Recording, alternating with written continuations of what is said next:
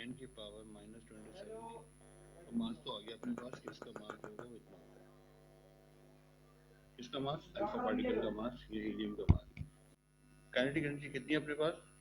5 mega electron volt. सबसे पहले आप देख लें 5 जो है ना को मल्टीप्लाई करोगे 1.6 10 की पावर -13 से तो ये जूल में आ जाएगा। अगर एनर्जी मेगा इलेक्ट्रॉन वोल्ट में गिवन है और आपने जूल में कन्वर्ट करना है तो इससे मल्टीप्लाई करते हैं। अगर एनर्जी मेगा इलेक्ट्रॉन वोल्ट में गिवन है और आपने जूल में कन्वर्ट करना है तो आप ऐसे करोगे कन्वर्ट। ठीक है बेटा, तो ये हमने इसलिए मल्टीप्लाई कर दिया, जूल में आ गया। हाफ मास कितना होता है बेटा? 6.64 10 की पावर -27 इंटू वी स्क्वायर। तो यहाँ से अब आप वी निकाल लो। बताओ बेटा निकाल के वी कितना आ रहा है? सब लोग कैलकुलेटर रखें अपने पास, बताएं वी कितना आ रहा है।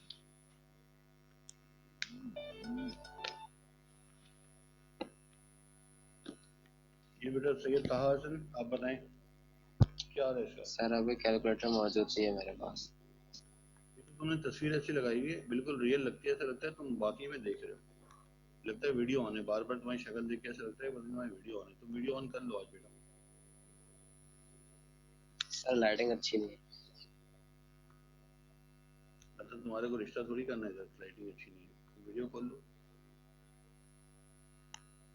लाइटिंग से क्या करना है यार, तुम भी यार बिल्कुल।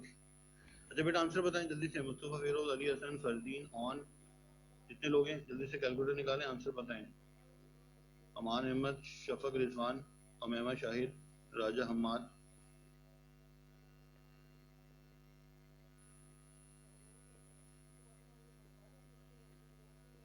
कितनी आ रही है वेलोसिटी?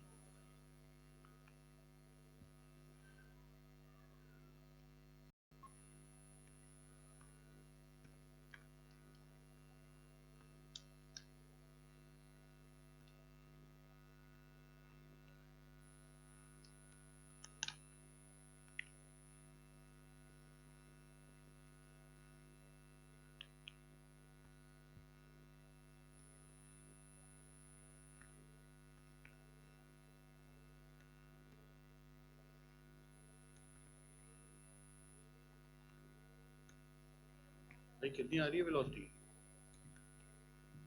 मेरे सामने कैलकुलेटर पड़ा हुआ है, मैं कैलकुलेट कर सकता हूँ, but I want to know कि आप लोग क्या कर रहे हो इधर बैठे हुए।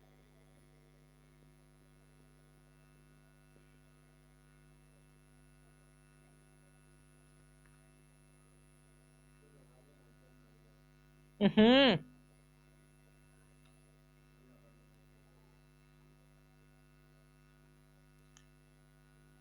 Sir, 1.55 multiplied by 10 to the power -20. Thank you बेटा। 1.55 10 की पावर -20. -20। इतनी स्पीड हो सकती है किसी की? -20 का मतलब पता है क्या है? 0.00000000 इतनी स्पीड है। किसी की स्पीड इतनी हो सकती है? ये गलत कैलकुलेट किया आपने, दोबारा करना। स्पीड में 10 की पावर माइनस नहीं आ सकती। सर मैं करता हूँ। 1.5 इंटू 10 की पावर 7। बेटा आप लोग थोड़ा अलर्ट हो जाएं और वरना मैं क्लास से रिमूव कर दूंगा। अगर आपने अपना और मेरा टाइम ज़ाया करना है इससे बेहतर है आप क्लास ही ना लें। 1.5 है 6 है? 1.5 1.5 10 की पावर 6। सर 10 की पावर -20 आ रही है। अरे भाई देखो ऐसे करते हैं बेटा कि 5 इंटू 1.6 10 की पावर -13, 2 इधर जाके मल्टीप्लाई होगा, 2 भी इधर लिख दो और ये पूरा जाके इधर डिवाइड होगा। 6.64 10 की पावर -27 तो ये आ जाएगा वी स्क्वायर। कैलकुलेटर में एज इट इज टाइप कर लो और फिर जो आंसर आ जाए उसको अंडर रूट कर लो। इसने सही आंसर बताया 1.5 10 की पावर 6। 6 से 7 है, 6 है ना? सर 7 है। 7 है, ये आंसर आ रहा है। ठीक है, डबल चेक कर लो बेटा।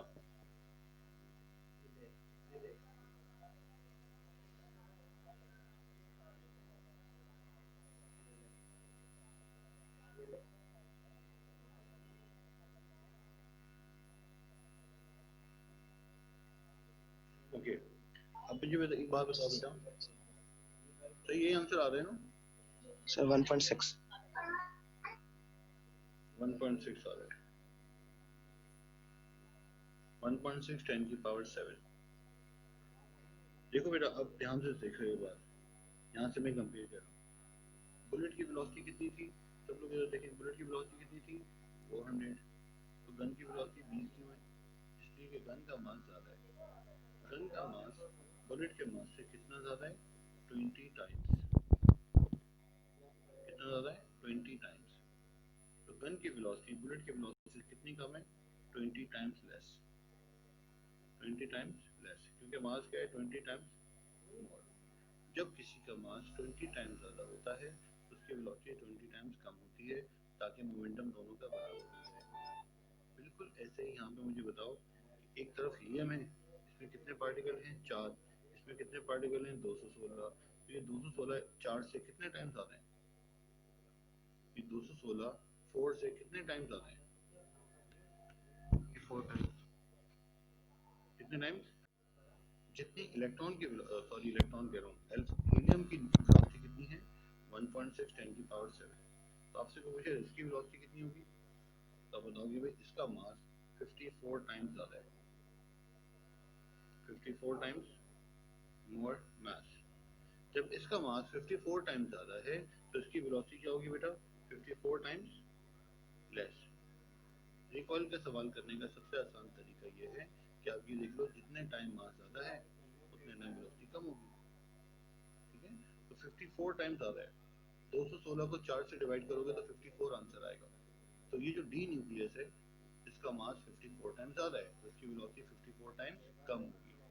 क्लियर होगी बात ये? अब मुझे बताए कोई कितनी वेलोसिटी होगी? 2.96 into 10 power minus 9. 2.96, we are again 10 की पावर माइनस 9। तो कौन लोग भाई, इस वेलोसिटी को 54 से डिवाइड करोगे तो 10 की पावर माइनस 9 कैसे आ जाएगा? सर यहाँ पे आ रहा है 2.96296296 into 10 power minus 9.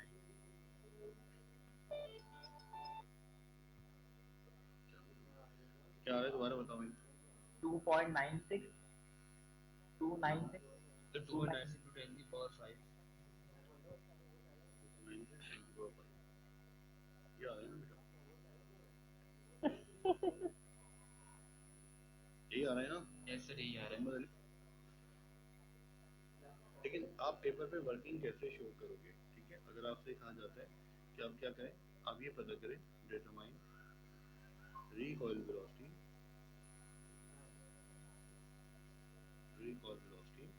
of daughter nucleus।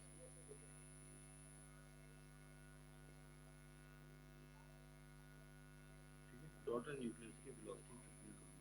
तो इसका आसान तरीका ये होता है, अगर आपको पेपर पे प्रॉपर तरीके से तमीज से शो करना है क्या हमने सवाल कैसे किया, तो आपको हमने शॉर्टकट बता दिया कि 54 टाइम मास ज़्यादा है तो वेलोसिटी 54 टाइम कम होगी। आंसर तो बिल्कुल सही आ गया, but how we will show this working?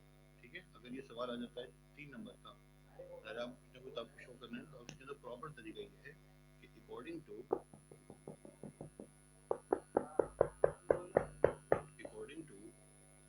Law of conservation of momentum, according to law of conservation of momentum, law of conservation of momentum क्या कहता है? वो ये कहता है कि total momentum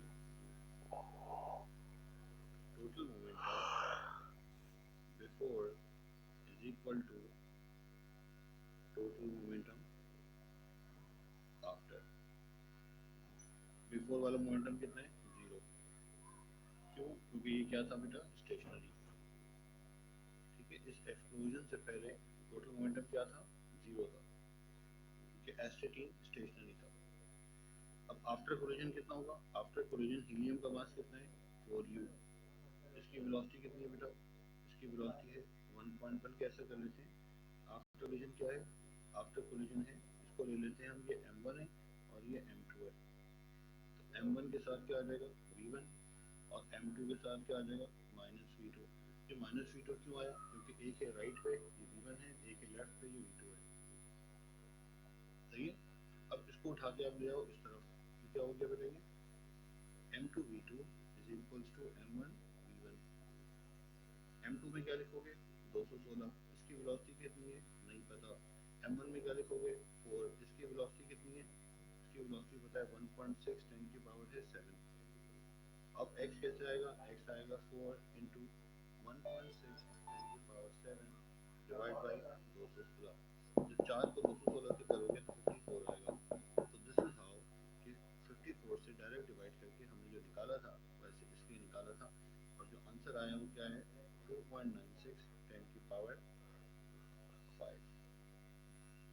ये प्रॉपर तरीका एमसीक्यू के लिए आपको शॉर्टकट बता दिया। क्या बताया शॉर्टकट कि जितने टाइम्स मास ज़्यादा है उतने टाइम वेलोसिटी कम है, लेकिन पेपर 2 में सारे आपको वर्किंग शो करनी होती है। तो this is the proper working. ठीक है, जल्दी से इसको नोट कर लो, स्क्रीनशॉट ले लो।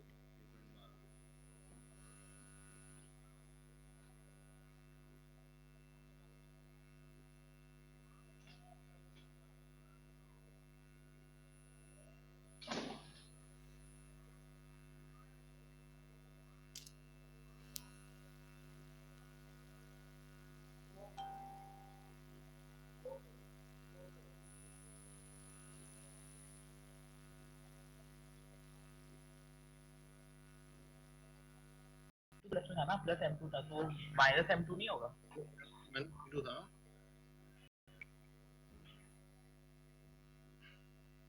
अब बताओ बेटा क्या कह रहे हो सर यहाँ पे किससे बार आपकी सहूलियत के लिए किससे बार कर लेते हैं m1v1। यहाँ पे क्या लिखूं आगे सर प्लस लिखा होता है यहाँ पे, प्लस ही तो लिखा हुआ है।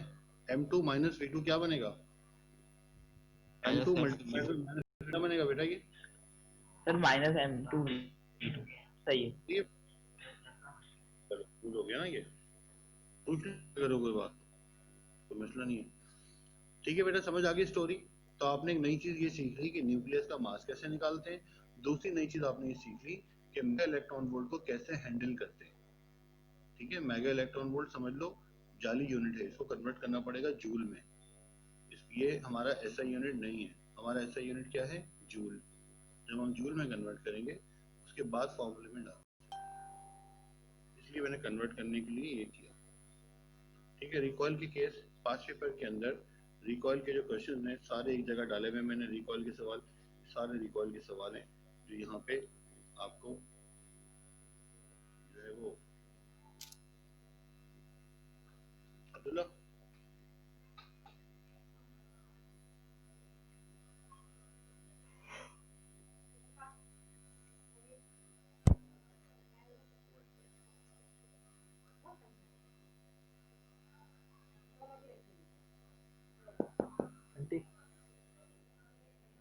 उधर 2 लाल किताबें होंगी, वो लाल किताबें की हैं। हाँ हाँ हाँ आंटी, मोटी फीना किताबें होंगी।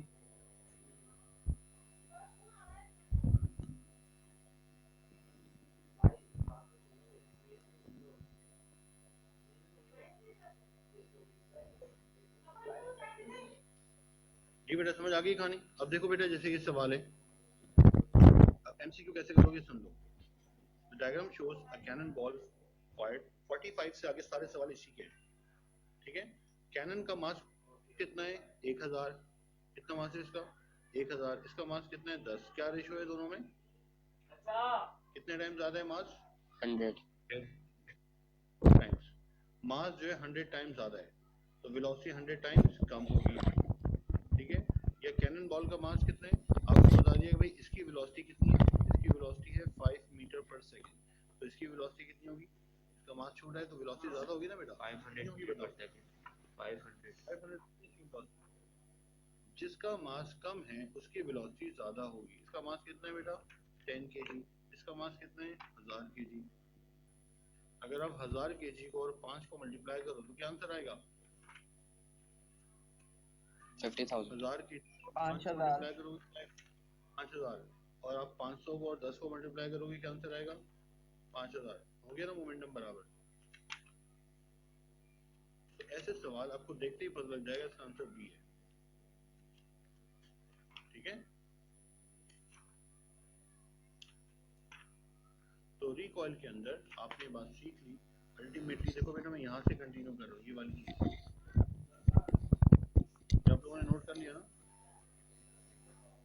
ये मैं रेस कर रहा हूँ ये वाला पेज, आधा पेज, क्योंकि मुझे आपको एक नई बात सिखानी है। आप लोगों ने इसकी पिक्चर तो ले ली होगी। अब देखो यहाँ से आगे ये बात बनती है, ध्यान से देखना बेटा सब लोग, ये बात जो मैं समझाने लगा हूँ कि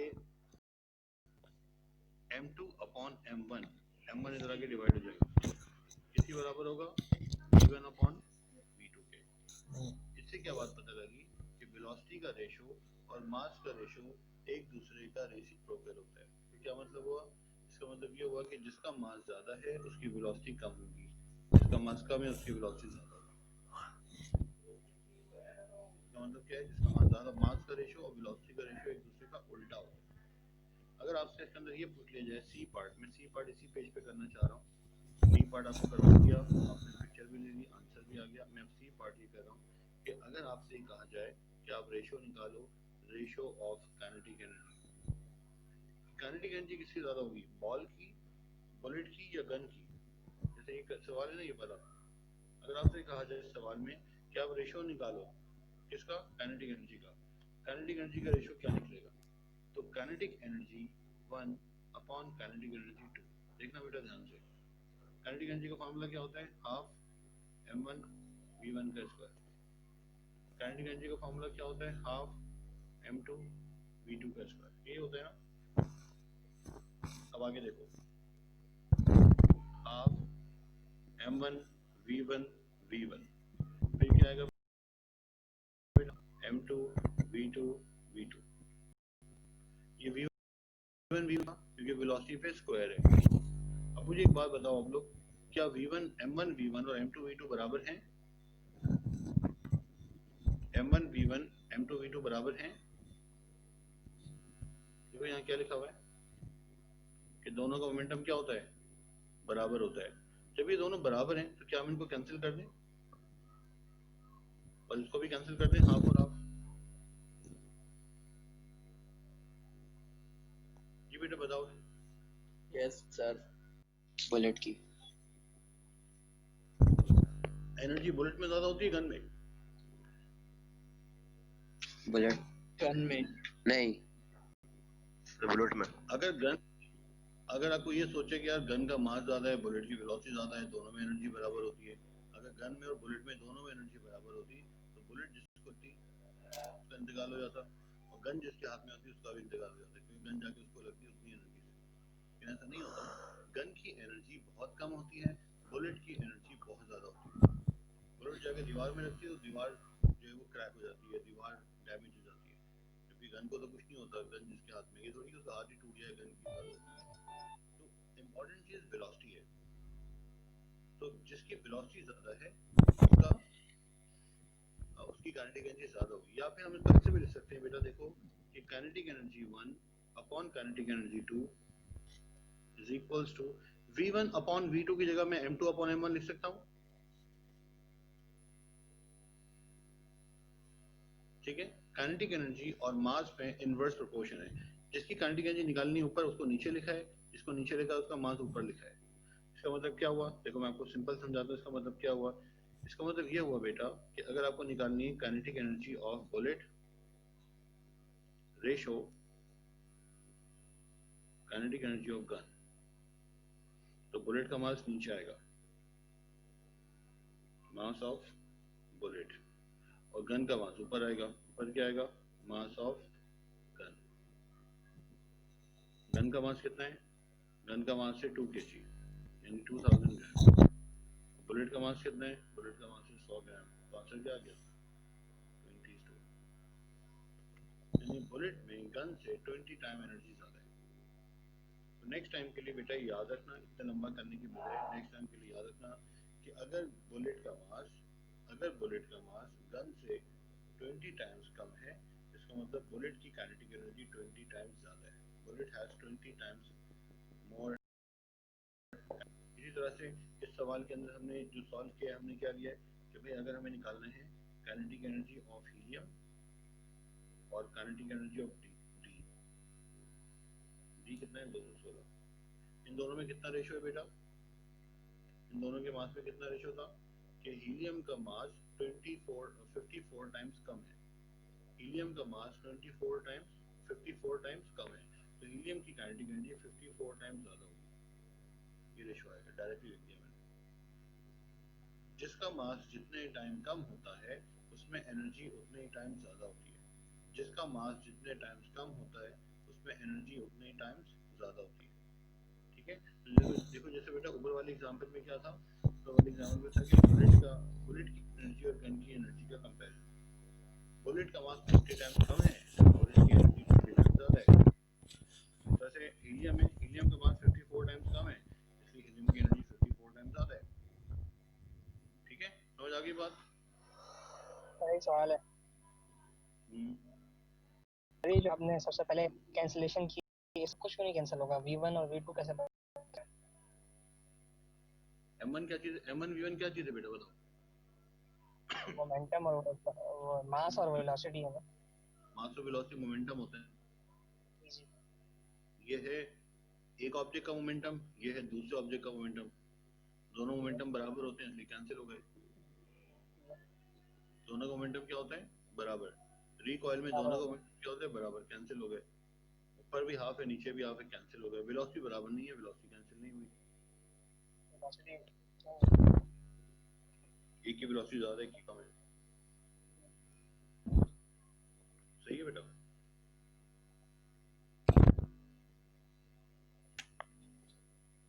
तो ये सीन है। आप जब इससे सवाल करोगे ना, ये सवाल यहाँ दिए हुए, सॉरी गलत खोल ली मैंने फाइल। ये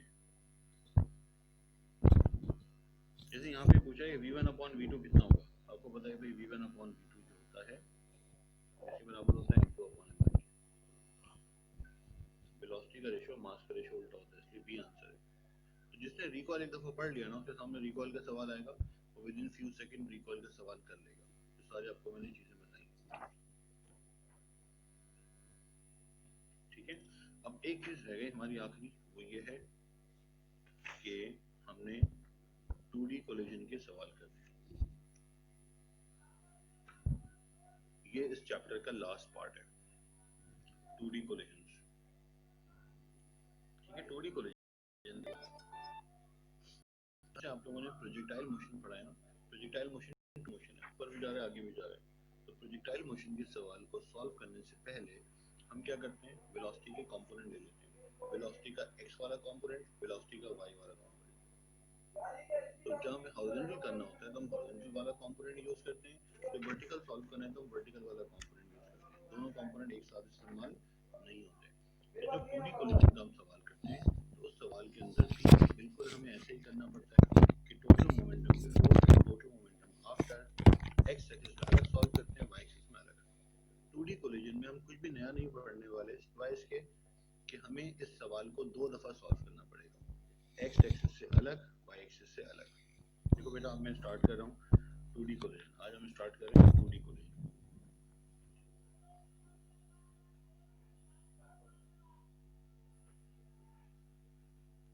मैं आपको 2 एग्जांपल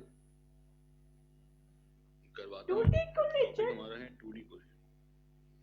2D कोलिजन का मतलब क्या है बेटा? 2D कोलिजन का मतलब ये कि इससे पहले जो हमने मोमेंटम पढ़ा है, हमने पढ़ा है लीनियर मोमेंटम। क्या होता है कि दो ऑब्जेक्ट आए, यूं टकराए और इसी लाइन में वापस चले गए, या दो ऑब्जेक्ट आए, टकराए और इसी लाइन में यूं चले गए, तो इनकी लाइन ऑफ मोशन क्या रहती है? सेम। हमने ऐसे कोलिजन पढ़े अब तक, उसको कहते हैं linear momentum, linear collision. 2D collision क्या होता है कि दो ऑब्जेक्ट, फॉर एग्जांपल आप जैसे स्नूकर की टेबल है ना, स्नूकर की टेबल्स पे जो बॉल्स हैं वो x एक्सिस y एक्सिस दोनों में मूव कर सकती है। दो बॉल्स का कोलिजन हुआ, कोलिजन के बाद एक इधर चले गए, एक इधर चले गए, डायरेक्शन ही चेंज हो गई। अगर मिसाल के तौर पे मैं एग्जांपल से आपको बात समझाऊंगा डायरेक्टली। पहली एग्जांपल ये है कि हमारे पास एक बॉल है A और एक बॉल है B। फॉर एग्जांपल ये एक बॉल है B। B का मास है 3 kg, A का मास है 2 kg। B बॉल जा रही है वेलोसिटी पे, कितनी वेलोसिटी है इसकी? 8 मीटर्स पर सेकेंड। और A वाली बॉल जो है रेस्ट पे। तो आप देख लो कि जाके जब इसको टकराएगी तो इसको कट लगेगा, बॉल ए कहाँ जाएगी? ऊपर। आप लोग जैसे कैरम बोर्ड खेलते हैं, अगर ये वाली आके बी वाली पीस आके ए को टच करेगा तो ए कहाँ जाएगा? ये है बिफोर कोलिजन का सीन। आफ्टर कोलिजन में क्या हुआ? आफ्टर कोलिजन में ये हुआ बेटा कि जो बॉल थी ए वो चले गई इस तरफ। कितनी वेलोसिटी से ये हमें नहीं पता। और जो बॉल थी बी वो टकराने के बाद कहाँ चली गई? बॉल बी टकराने के बाद चली गई इस साइड पे। ये कितनी वेलोसिटी से गई ये भी हमें नहीं पता। हमें बताना ये कि टकराने के बाद एक इधर जाएगा एक इधर, तो ये तो हो गया 2D। ये दोनों डायरेक्शन ही चेंज होगी। लेकिन हमें इतना बताना है कि जो ए ऑब्जेक्ट गया है इसका एंगल है 30 डिग्री और जो बी ऑब्जेक्ट गया है इसका एंगल है 20 डिग्री। ये हमें गिवन है। एक का एंगल है, बल्कि थोड़ा चेंज कर लेता हूँ मैं इसको, एक का एंगल है 20 और एक का एंगल है 40।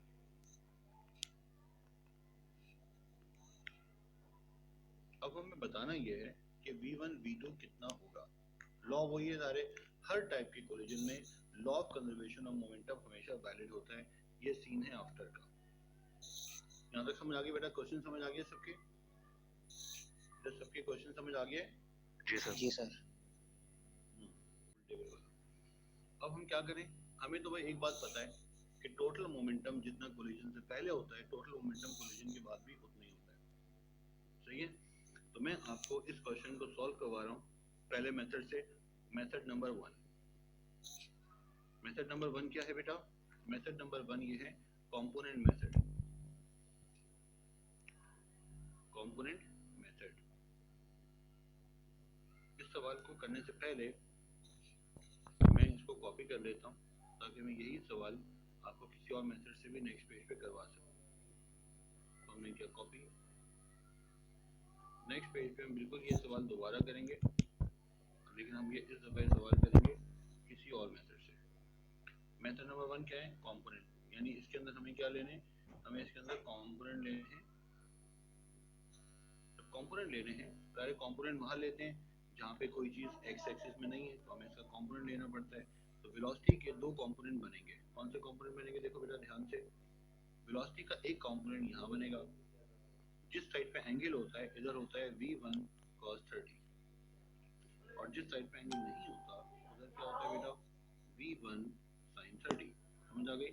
कंपोनेंट में हमेशा साइन और कॉस आता है। ठीक है? एक्स एक्सिस में कंपोनेंट जो है वो है V1 cos 30, वाई एक्सिस में जो कंपोनेंट है वो है V1 sin 30। इसी तरह से जब इसके कंपोनेंट निकालेंगे तो इसका कंपोनेंट क्या निकलेगा? V2 cos 40 और V2 sin 40। तो यहाँ तक समझ आ गई सबके बात? कोई कंफ्यूजन तो नहीं किसी को? No sir. श्योर? सर। चलो गुड। अच्छा देखो बेटा, ये आप सबको पता होगा कि एक्स एक्सिस वाई एक्सिस जब हम बनाते हैं, ये है हमारा एक्स एक्सिस और ये है हमारा वाई एक्सिस। एक्स एक्सिस में राइट वाला पॉजिटिव होता है, लेफ्ट वाला नेगेटिव होता है। राइट वाला पॉजिटिव होता है, लेफ्ट वाला नेगेटिव होता है। वाई एक्सिस में ऊपर वाला पॉजिटिव होता है, नीचे वाला नेगेटिव होता है। जब ये एक्स कंपोनेंट बनाएंगे, राइट साइड पे अगर एक्स कंपोनेंट है पॉजिटिव, लेफ्ट साइड पे अगर एक्स कंपोनेंट है तो नेगेटिव। वाई कंपोनेंट अगर ऊपर है तो पॉजिटिव, नीचे है तो नेगेटिव। ये वाला वाई कंपोनेंट प्लस आएगा और ये वाला वाई कंपोनेंट माइनस आएगा। श्योर? क्लियर हो गई बात? एक्स वाला कंपोनेंट पॉजिटिव आएगा, एक्स वाला कंपोनेंट पॉजिटिव आएगा क्योंकि इत्तेफाक से दोनों राइट साइड में। प्लस माइनस भी ध्यान रखना है। प्लस माइनस का ध्यान से वक्त आप इसको ध्यान में रखो तो कभी कंफ्यूजन नहीं होगी। राइट पॉजिटिव, लेफ्ट नेगेटिव, ऊपर वाला पॉजिटिव, नीचे वाला नेगेटिव। अब हम क्या करेंगे बेटा? देखो, अब हम करेंगे पहले सिर्फ एक्स एक्सिस को। पहले हम किसको सॉल्व करेंगे? एक्स एक्सिस को। फिर हम किसको सॉल्व करेंगे? वाई एक्सिस को। ठीक है? हम दोनों को अलग अलग सॉल्व करेंगे। पहले हम सॉल्व कर रहे हैं एक्स एक्सिस को। एक्स एक्सिस में क्या सॉल्व करेंगे बेटा? कि total momentum in the x axis before, total momentum in x-axis before is equals to total momentum in x-axis after। तो यही चीज किसके लिए आ जाएगी बेटा? y के लिए। एक दफा में x के लिए करना, एक दफा में y के लिए करना।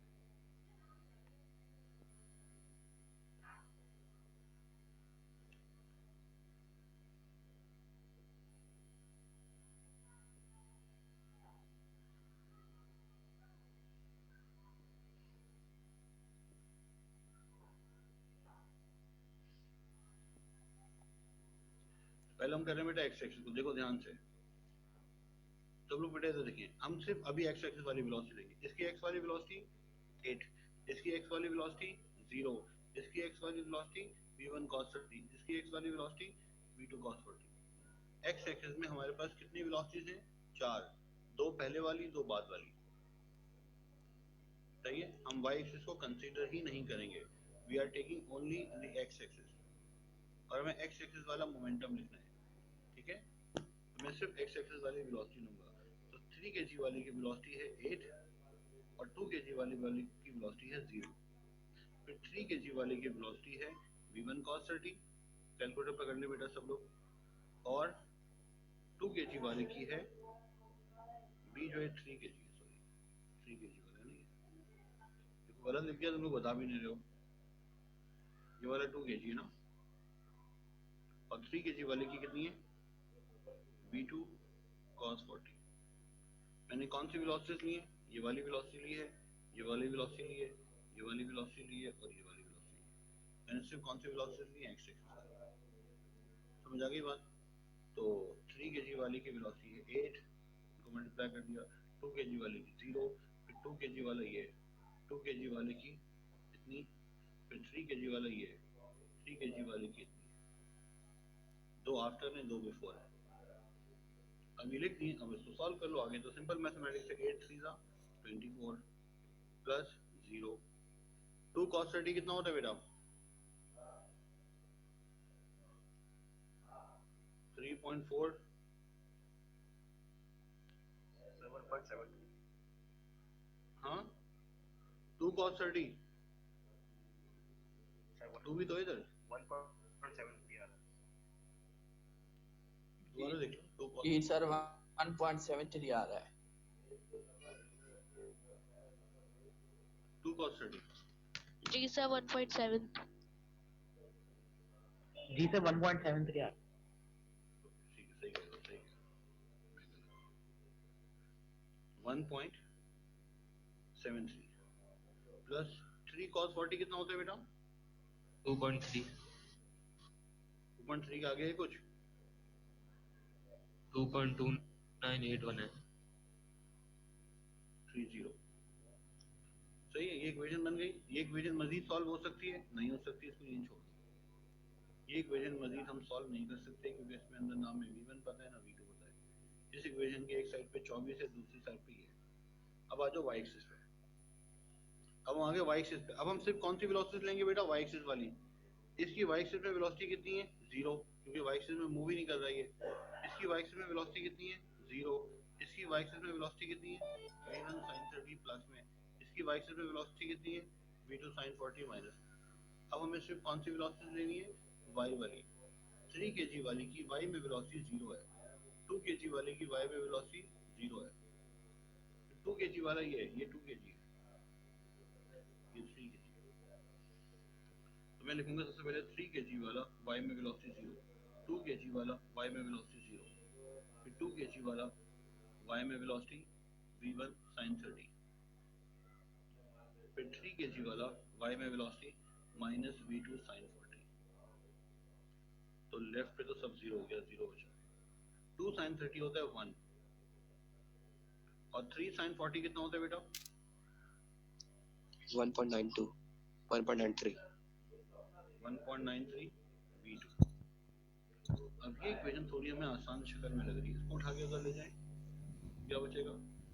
1.93 v2 बराबर है v1 के।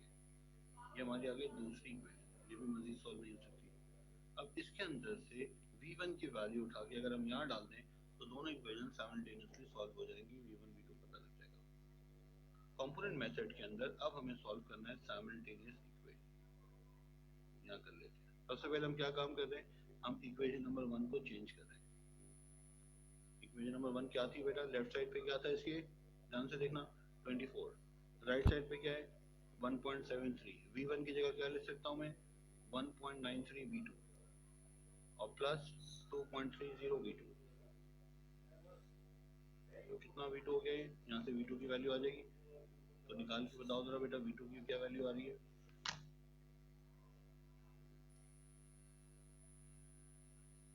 3.3 V2 3.330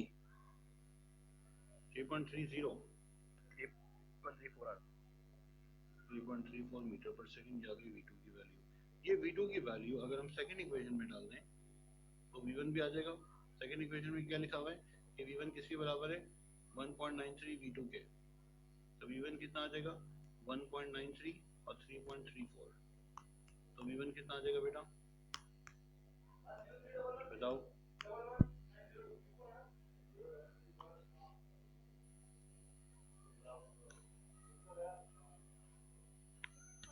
सर V2 की जो वैल्यू थी ना वो 4.25 है असल में 4.26 कर ऊपर V2 जो आपने लिखा है ना 4.26।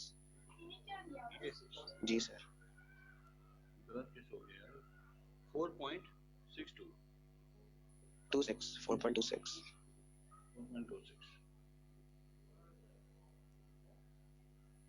4.26 है भाई, तो 4.26 है,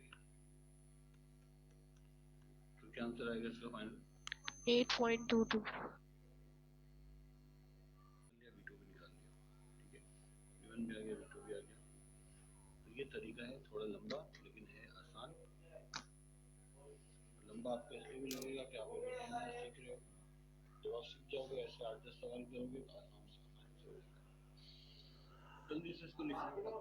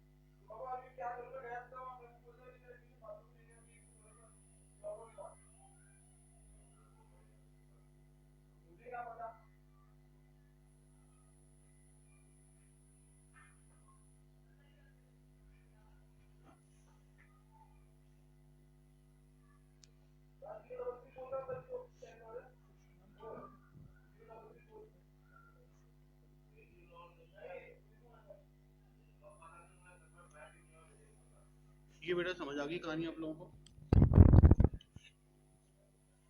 जी सर। अच्छा देखो मैं आपकी प्रैक्टिस के लिए ना बिल्कुल ऐसा ही एक सवाल दे रहा हूँ, कॉपी कर रहा हूँ, समझ लो वैल्यूज अलग है, ये आप लोग करके नेक्स्ट क्लास में मुझे अपने व्हाट्सएप ग्रुप पे इसकी पिक्चर भेज देंगे, हाँ भाई आपने कर लिया है। वो सवाल ये है एग्जाम्पल नंबर 2, वो सवाल ये है कि एक बिल्कुल इसी तरह केस कर लेते हैं कि एक बॉल है जिसका मास है 5 kg और इसकी वेलोसिटी है फॉर एग्जांपल 6 मीटर पर सेकंड, और ये है बॉल ए, ये जाके टकरा रहा है एक बॉल बी से, बॉल बी स्टेशनरी है और बॉल बी जो है वो रेस्ट पे है, और बॉल बी का जो मास है वो है 4 kg, ठीक है। ये है बिफोर।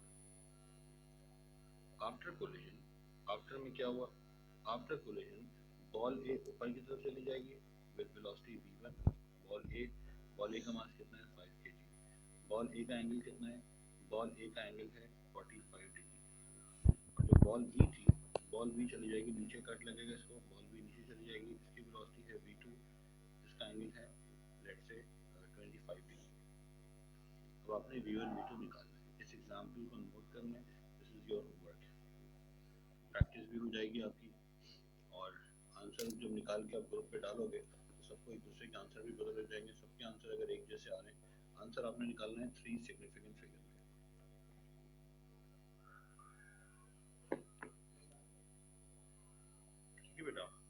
आंसर आप निकालोगे 3 सिग्निफिकेंट फिगर में और आप मुझे भेज दो आंसर।